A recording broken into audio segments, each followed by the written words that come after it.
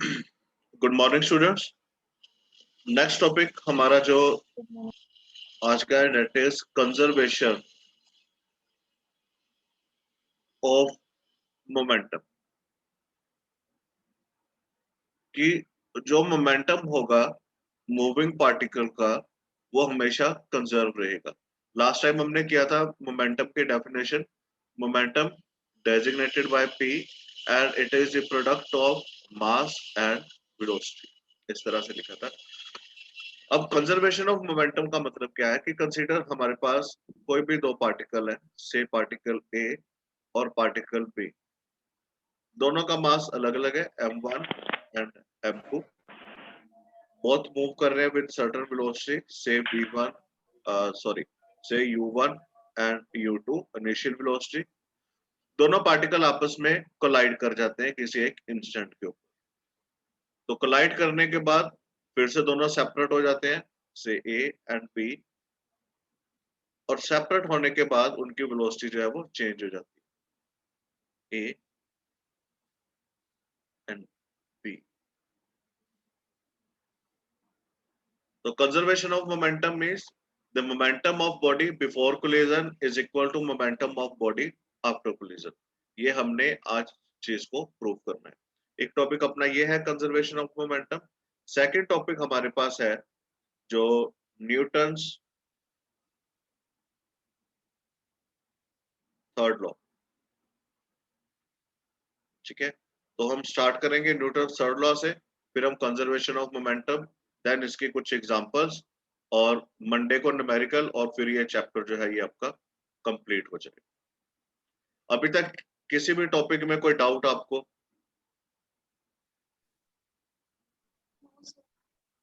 No sir. Grade 9 Einstein, मैं आपको एक चीज बताना चाहता हूँ, ग्रेड 11 मेरी बात का रिस्पॉन्स नहीं दे रही थी, तो मैंने भी उनको रिस्पॉन्स देना छोड़ दिया। तो अगर आप लोग अच्छे से करना चाहते हो, जितना मैं बड़ी अच्छा करवा सकता हूँ मैं करवा रहा हूँ, तो please be responsive. At least Hargun, Gurjot, Arnab, आप लोगों से मुझे ये उम्मीद नहीं है, कार्तिक, कि आप लोग भी क्लास में बैठ के रिस्पॉन्स ना करो।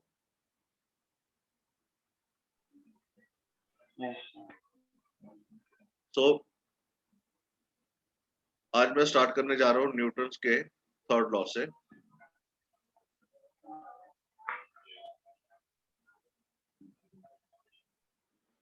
न्यूटन थर्ड लॉ मीन्स, इसकी स्टेटमेंट क्या है? For every action there is an equal but opposite reaction. हर एक एक्शन के लिए एक ऑपोजिट रिएक्शन रहेगी। This is the statement for the Newton third law of motion. अब किस तरह से कंसीडर, मेरे पास पार्टिकल है 1 एंड दूसरा पार्टिकल है 2। दोनों पार्टिकल आपस में कोलाइड करते हैं, तो फर्स्ट पार्टिकल फोर्स लगा रहा है सेकंड पे, by the same manner second particle force लगा रहा है फर्स्ट पे। तो हम क्या लिखेंगे? F12, that is force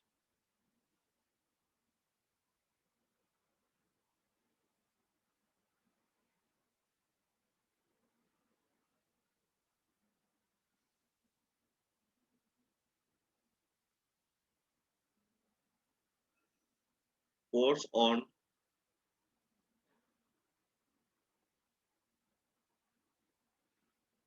particle 1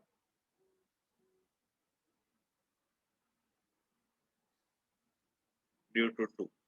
F12 का मतलब force experienced by particle 1 due to particle 2। Similarly, F21 is the force on particle 2 due to 1। अब ये दोनों फोर्स आपस में न्यूटन के थर्ड लॉ के according F12 is equal to F21 but in opposite direction. So action is equal to reaction, but negative sign आ गया, तो नेगेटिव साइन शो कर देगा in the opposite direction. So please ये इसके statement note कर लीजिए और ये इसका mathematical formula F12 is equal to minus F21। इसकी बहुत सारी एग्जांपल्स हैं। द बेस्ट एग्जांपल इज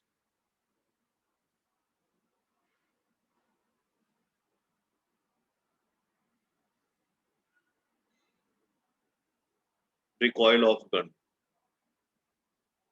जब भी हम गन से शूट करते हैं तो गन बैकवर्ड मूव करती है, that is known as recoil of gun. जब हम वॉक भी करते हैं तो हम क्या करते हैं, अर्थ को बैकवर्ड पुश करते हैं और अर्थ हमें फॉरवर्ड पुश करती है।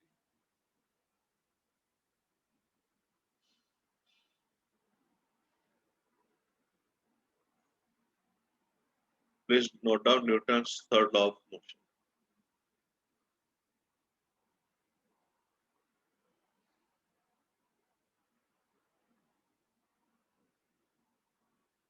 हो गया नोट सबका?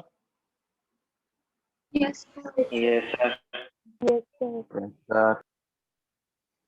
Yes, sir. Next is conservation of momentum. उससे पहले मैं आपको कोलिजन के बारे में बताऊंगा। कोलिजन का मतलब क्या होता है?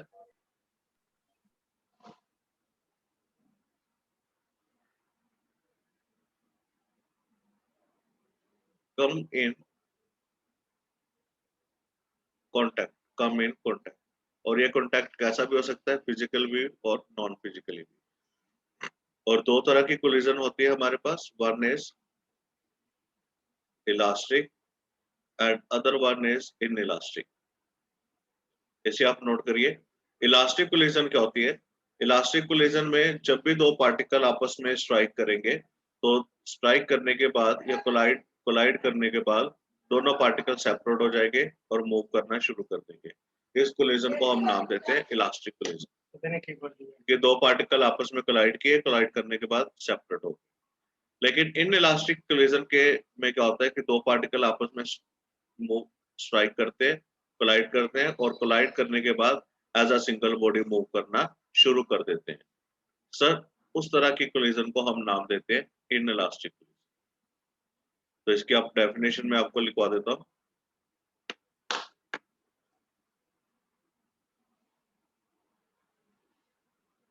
Inelastic collision in such type of collision, particle move as a single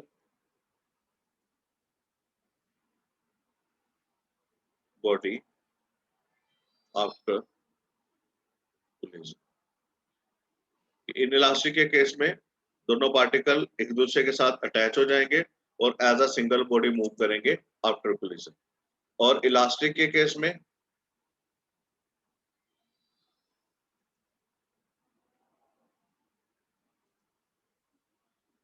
both particle move with different velocity after collision. ये दोनों डेफिनेशंस प्लीज नोट कर लीजिए। One is for the elastic collision and other one is the elastic collision.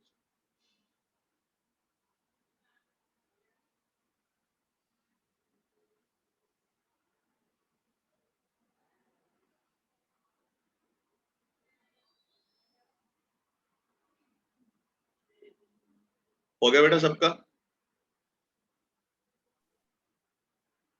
Yes, sir.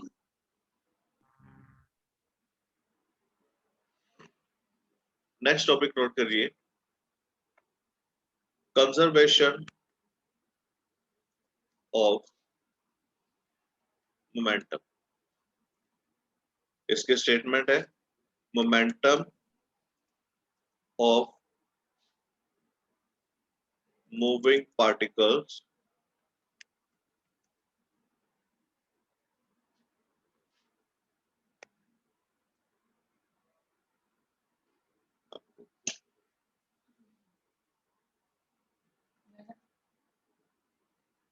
remain conserve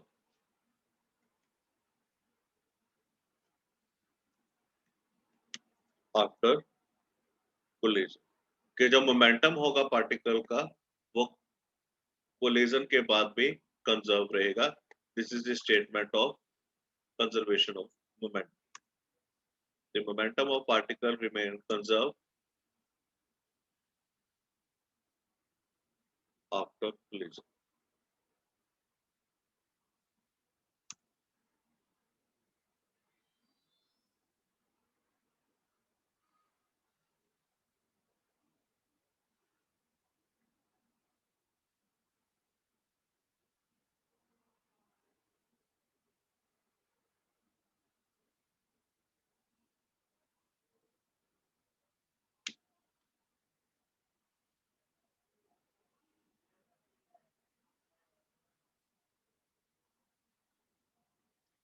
So consider मेरे पास एक कोई particle है A and another particle is B.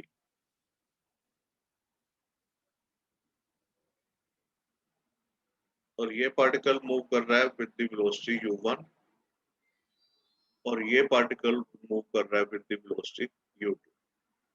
इसका मास है m1 और इसका मास m2. हमने स्टेटमेंट पढ़ी थी कंजर्वेशन ऑफ मोमेंटम की.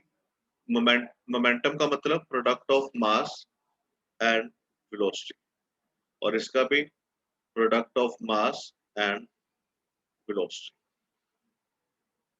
सो बिफोर कोलिजन दोनों की वैल्यू जो होगी m1 u1 plus m2 u2.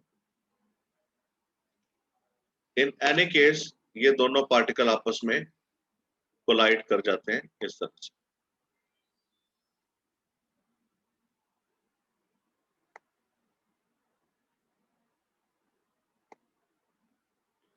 और कोलाइड करने के बाद फिर से ये दोनों सेपरेट हो जाते हैं, लेकिन सेपरेट होने के बाद इनकी वेलोसिटी जो है वो चेंज हो जाएगी. फर्स्ट पार्टिकल मूव करेगा with the velocity v1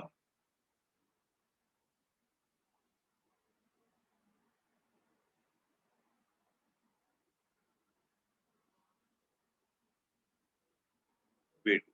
mass conserve रहेगा दोनों का और मेरे पास मोमेंटम क्या बनेगा m1 v1 plus m2 v2. और कंजर्वेशन ऑफ मोमेंटम हमें क्या रिप्रेजेंट करता है कि momentum before is equal to after. So mathematically m1 u1 plus m2 u2 is equal to m1 v1 plus m2 v2. This is the statement for the conservation of linear momentum. ये mathematical expression है, please इसे note कर लीजिए.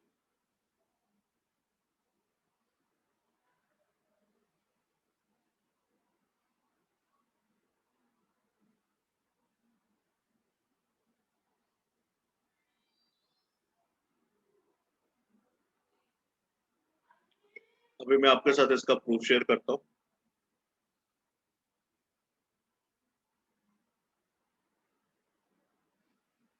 Here is a proof.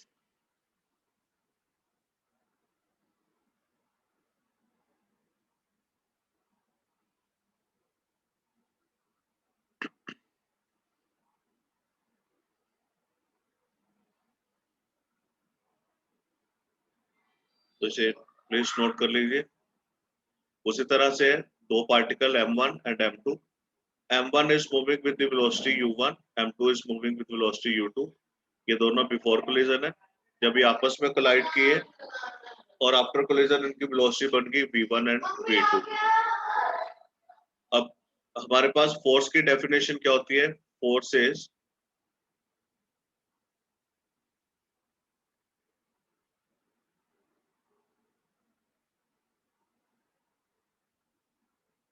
Is mass into acceleration.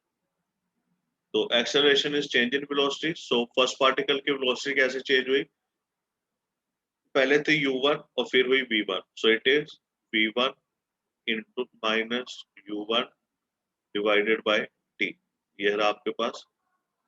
और similarly for the second m2 v2 minus u2. दोनों equation के ऊपर हमने न्यूटन्स का थर्ड लॉ अप्लाई किया, every action equal but opposite. तो यहाँ पे आप लिखोगे F12 is equal to F21। उसके बाद M1 V1 minus U1 is equal to M2 V2 minus U2। जब आप दोनों को मैनिपुलेट करोगे,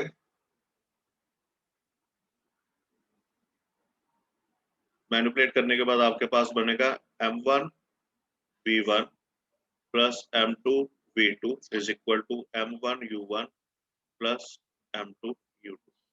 this is momentum before collision and this is momentum after collision. बच्चों क्लियर हुआ ही आपको? Yes, sir. तो प्लीज इसे नोट कर लीजिए, हेडिंग आप दिए इसके proof of conservation of linear momentum. Please जल्दी से नोट कर लीजिए।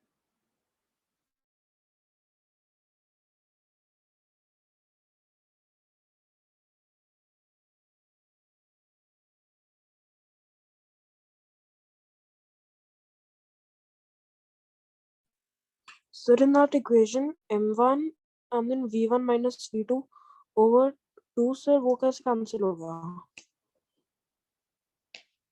क्या चीज बेटा? सर उसके अंदर सर टाइम कैसे कैंसिल हो गया सर? जो इक्वेशन के टाइम सेम है m1 ना, दोनों का टाइम सेम टाइम के लिए कोलाइड किए ना आपस में, ठीक है ना? तो टाइम देखो यहाँ पे भी t है और यहाँ पे भी t है, तो दोनों आपस में कैंसिल आउट हो गए। और जो F21 है वो नेगेटिव नहीं होगा? हाँ नेगेटिव होगा sir, for every action equal but opposite direction. तो ऑपोजिट के लिए हम यहाँ पे नेगेटिव साइन साथ में लगाएंगे।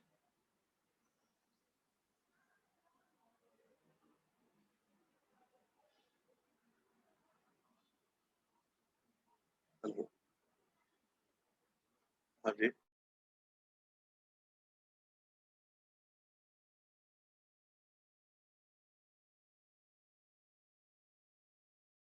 सर जो हमने लास्ट स्टेप लिखा है वो क्या है?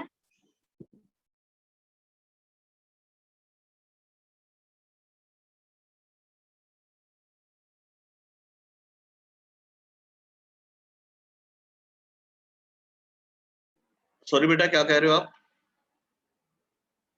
Sir can you explain the last step? हाँ जी यहाँ से ना, यस सर।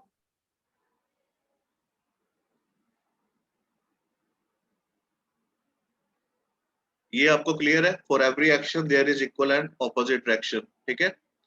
अब इसी स्टेप में हम वैल्यू डाल देंगे। F12 की वैल्यू है मेरे पास M1 V1 minus U1 divided by T, which is equal to M2 V2 minus U2 साथ में negative sign divided by T। अब T के साथ T कैंसिल हो गया, यहाँ पे मैं सोल्व कर रहा हूँ बेटा। M1 V1 minus M1 U1 is equal to M2 V2 minus, यहाँ पे माइनस साइन आएगा और minus minus plus M2 U2। मैं इस इक्वेशन को ऐसे लिख सकता हूँ, M1 V1 इस माइनस M2 V2 को दूसरी साइड ले जाता हूँ और इस माइनस M1 U1 को इस साइड ले आता हूँ। M1 V1 plus M2 V2 is equal to M1 U1 plus M2 U। तो ये मेरे पास क्या बन गया? Momentum before collision and this is momentum after collision. So इनकी वैल्यू अगर दोनों की इक्वल है, इट मींस ये क्या हो गया हमारे पास? कंजर्व हो।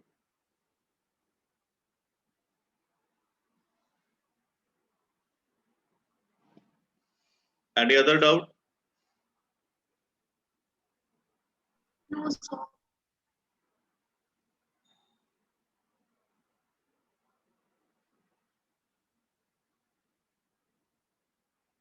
तो प्लीज अच्छे से नोट कर लीजिए इसे।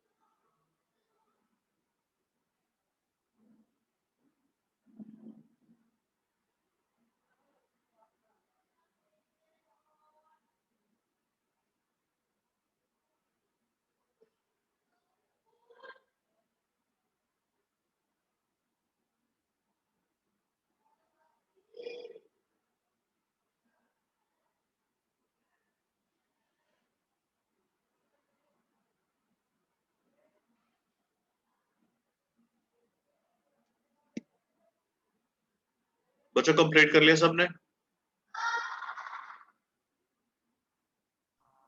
Yes, sir. Yes sir. ठीक है जी।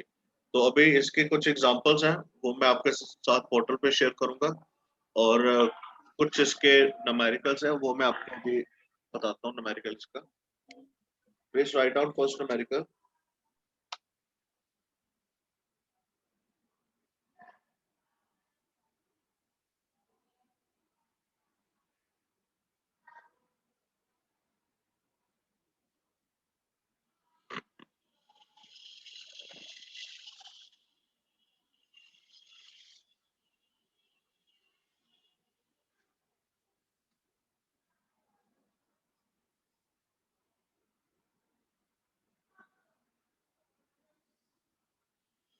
इम्पल्स, हिमांशी, इम्पल्स होता है कि कोई भी फोर्स कितने टाइम के लिए अप्लाई हो रही है, उसमें टाइम का फैक्टर होता है।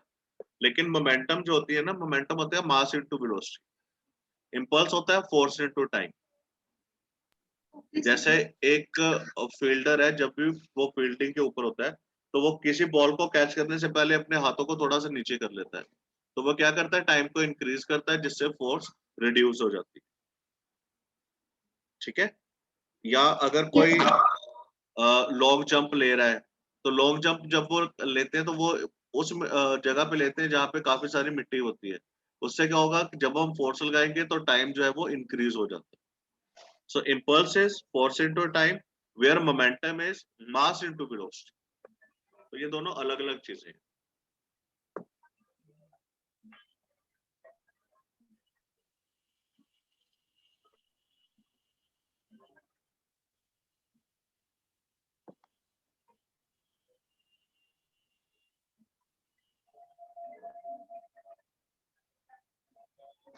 तो न्यूमेरिकल नोट करिए। A car of mass 1200 kg is moving with velocity 90 kilometer per hour. Its velocity slow down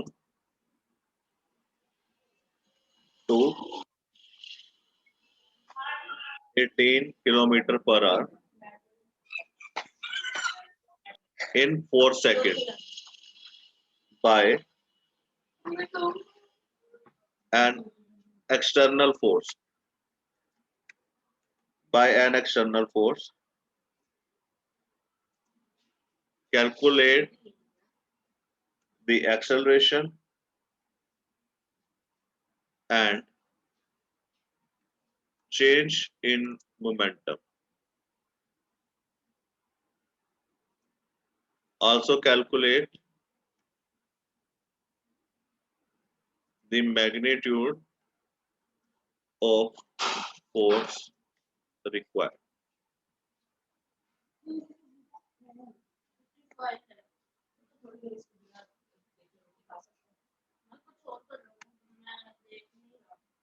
हाँ जी, हो जाएगा सर क्वेश्चन। इनिशियल वेलोसिटी हमारे पास है u 90, इसको मीटर पर सेकंड में कन्वर्ट करेंगे तो ये बन जाएगा 25 मीटर पर सेकंड, और फाइनल वेलोसिटी हमारे पास गिवन है 18, तो ये बन गई 5 मीटर पर सेकंड, और टाइम गिवन है हमारे पास 4 सेकंड। तो एक्सेलरेशन निकाल सकते हैं हम। Acceleration is v minus u divided by t, और फोर्स हमने मोमेंटम निकालना है, तो मोमेंटम क्या होगा, चेंज इन मोमेंटम निकालना है हमने, तो final momentum minus initial momentum, और लास्ट में हमने निकालनी है फोर्स, तो फोर्स के लिए मास इनटू एक्सेलरेशन। ये तीनों फॉर्मूले अप्लाई करके आप इस क्वेश्चन को सॉल्व कर सकते। Any doubt? No, sir. जल्दी से बताइए मुझे क्या क्या वैल्यू आ रही है इनकी।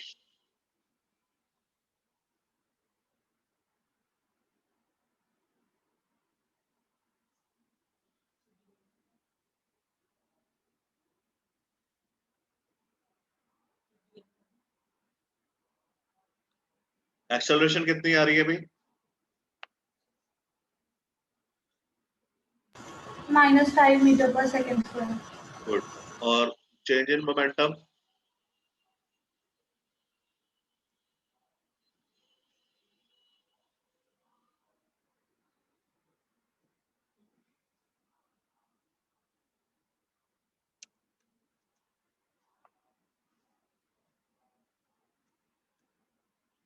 कार्तिकम मोमेंटम के यूनिट्स क्या होंगे?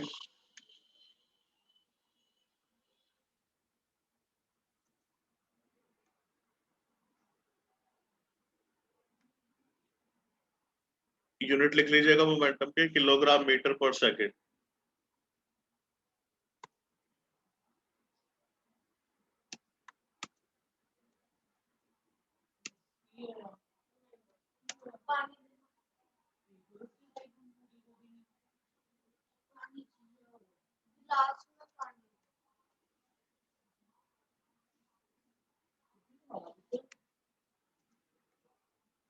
तो ये आपके पास सारी की सारी वैल्यू आ गई।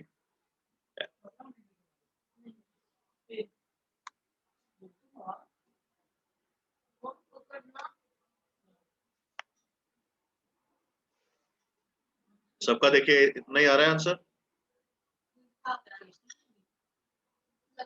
अर्नव? Yes sir. सेम आ रहा है। Yes sir. Kartikeya, Himanshi, Hargun? Yes, sir. चलिए, तो कुछ ऐसे और न्यूमेरिकल करेंगे मंडे को, और कुछ इसके एग्जांपल्स, फिर आपका ये चैप्टर जो है वो कंप्लीट हो जाएगा।